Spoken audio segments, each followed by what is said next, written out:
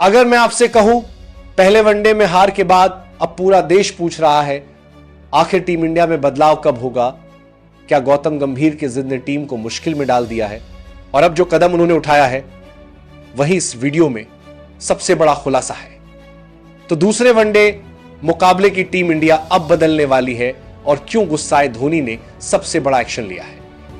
जैसा कि आप जानते हैं, अपनी गलतियों को बार बार दोहराना आखिरकार भारी पड़ जाता है और यही स्थिति हमारे हेड कोच गौतम गंभीर के साथ नजर आ रही है। गौतम गंभीर जिद कर रहे हैं कि मुझे इसी प्लेइंग 11 के साथ खेलना है और नतीजा, टीम लगातार भुगत रही है।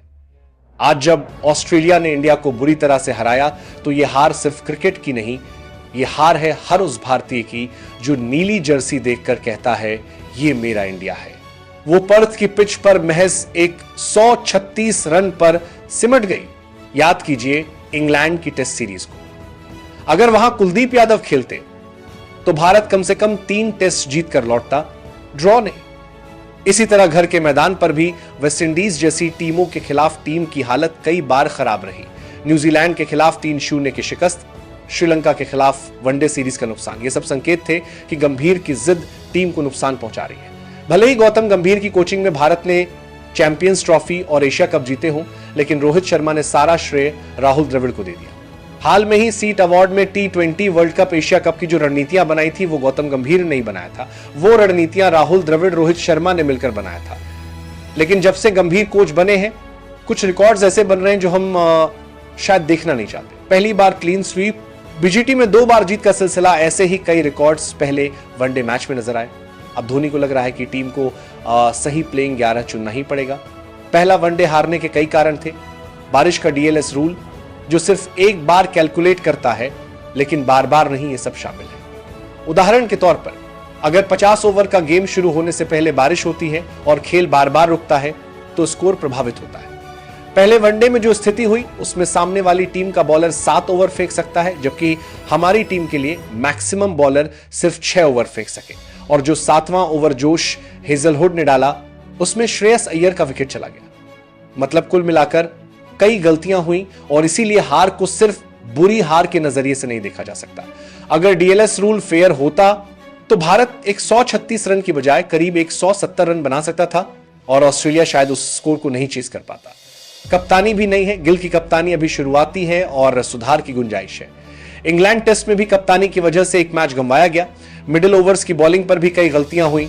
अर्शदीप को सिर्फ 2 ओवर फेंकने दिए गए, जबकि ट्रेविस हेड का विकेट उनके हाथ से चला गया। इसके बाद हर्षित राणा को लाया गया। अगर अर्शदीप ने आगे भी विकेट लिया होता और मिचेल मार्श आउट होते तो ऑस्ट्रेलिया दबाव में हार जाती। सबसे बड़ी गलती जो नजरअंदाज की जा रही है वो ये है कि टीम इंडिया के लिए सबसे अच्छा प्लेइंग 11 क्या होना चाहिए। दूसरे वनडे मुकाबले के लिए टीम इंडिया का प्लेइंग 11 सामने आ गया है और सबसे बड़ा बदलाव ओपनिंग जोड़ी में देखने को मिलेगा। जी हां, पहले मैच में रोहित शर्मा सिर्फ 14 गेंद खेलकर 8 रन ही बना पाए थे और कप्तान शुभमन गिल ने तुरंत बड़ा फैसला लिया। अब रोहित की जगह यशस्वी जायसवाल ओपनिंग करते नजर आएंगे।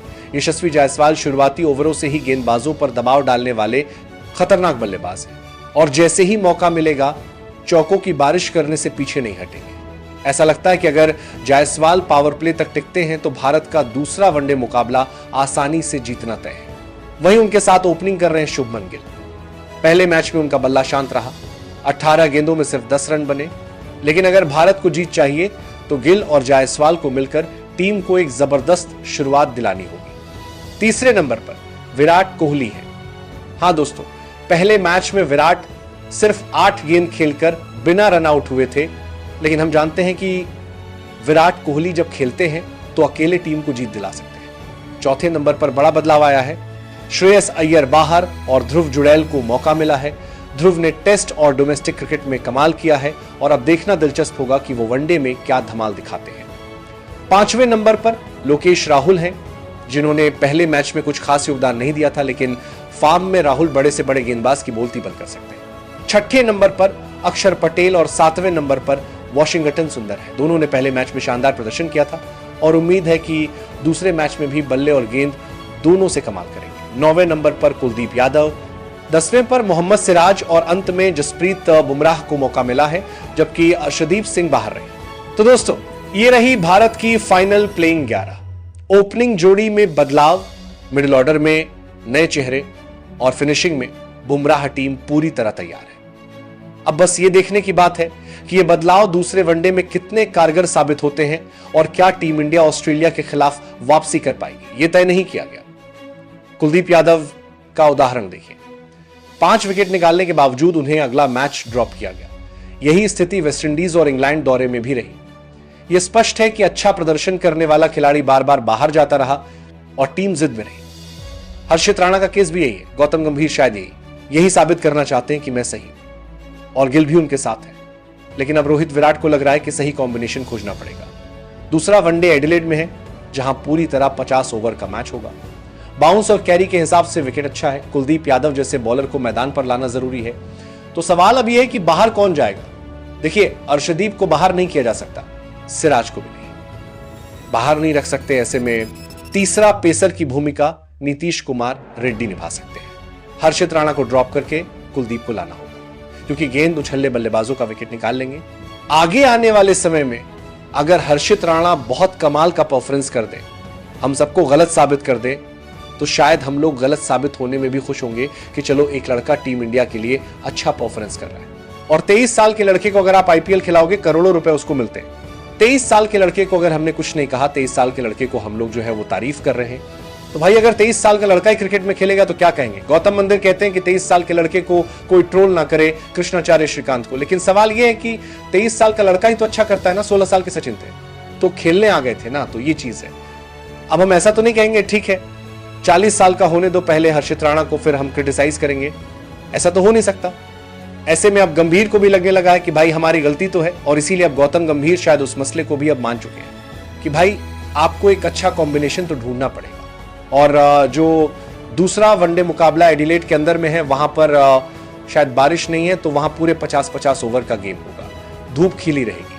लेकिन ये विकेट ऐसा है जहां पर बाउंस और कैरी देखने को मिलता है। लेकिन एक चीज और है कि कुलदीप यादव जैसा बॉलर जो है वो दुनिया के किसी भी विकेट पे, मैं बार बार बोलता हूं, चाहे वो फॉर्मेट कोई भी हो, टेस्ट हो, वनडे हो, टीबी साई हो, कहीं पर भी और किसी भी दुनिया के विकेट पे वो विकेट निकालने की क्षमता कुलदीप यादव के पास में है। इस तरह 5 बॉलर की भूमिका 6 बॉलर मिलकर निभा सकते हैं। मिडिल ओवर्स में नीतीश 5 ओवर कर सकते हैं। सुंदर और अक्षर मिलकर 10 ओवर का स्पेल कवर करेंगे। कुलदीप और 2 पेसर मिलाकर पूरी बॉलिंग कवर हो जाएगी। अगर आप बल्लेबाजी 8 नंबर तक रखना चाहते हैं तो सुंदर और अक्षर भी शामिल है। कुलदीप आने से 3 स्पिनर और 2 pacer, total 5 bowler middle overs को अच्छे से कवर कर सकते हैं। अब गंभीर को एहसास हुआ है कि एक बार फिर बेइज्जती और हार झेलना ठीक नहीं। रोहित विराट नहीं आए, ये केवल कारण नहीं है। रणनीति सही हो तो मैच जीता जा सकता है। तो अब फैसला गंभीर के हाथ में है। टीम इंडिया के लिए सबसे अच्छा कॉम्बिनेशन तय करना, हर्षित राणा को ड्रॉप करना और कुलदीप को लाना, ये कदम आने वाले मैच में निर्णायक साबित हो सकते हैं। आप लोग क्या सोचते हैं?